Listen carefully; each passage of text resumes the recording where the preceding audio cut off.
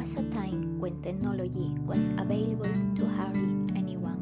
Although it sounds strange and almost unreal, at that time there was no internet. Although there were some who already had a television at home or even a landline, it was not common and not even mobile phones existed. At that time, buying a headphones to listen to music was a luxury that grandmother Erundina could not afford. Not that Grandma Erundina even wanted headphones. She had been born without a television, without a telephone, even without a radio cassette player, so she had learned to sing. But Grandma Erundina had a granddaughter whom she adored and who she was also godmother to. Grandma Erundina adored her goddaughter, and that is why she used to write letters full of love to her granddaughter. Her granddaughter would sometimes keep one in her backpack and take it to school with her to feel that her grandmother was close to her. One day she was holding the letter in her hand, like someone holding something very precious, when a boy came along and took it from her. After showing the letter to everyone for a while and laughing at the spelling mistake it contained, the boy threw it on the floor and walked away. She picked it up and hugged it as if she were hugging her grandmother. She thought that everyone was looking at it the wrong way, because the most beautiful thing was that your grandmother wrote you a letter in the first place, and it didn't matter how perfect the letters were. Grandma Erundina lived an hour's drive from her granddaughter, which is why she wrote her letters, as at the time she has not learned to drive yet. One summer, her goddaughter stayed with her for a few days at her country house in Grandmother Erundina's village. There were no shops, only nature and houses.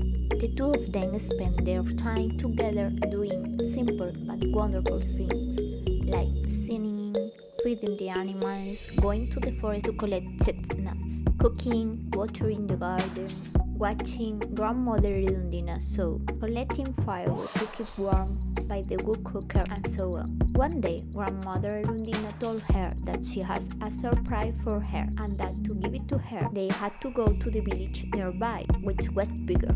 So the two of them took the bus and went to the next village. There were shops there, and they stopped at one. Erundina knew that her granddaughter loved music, and she always said that when she grew up and had a lot of money, she would get some headphones.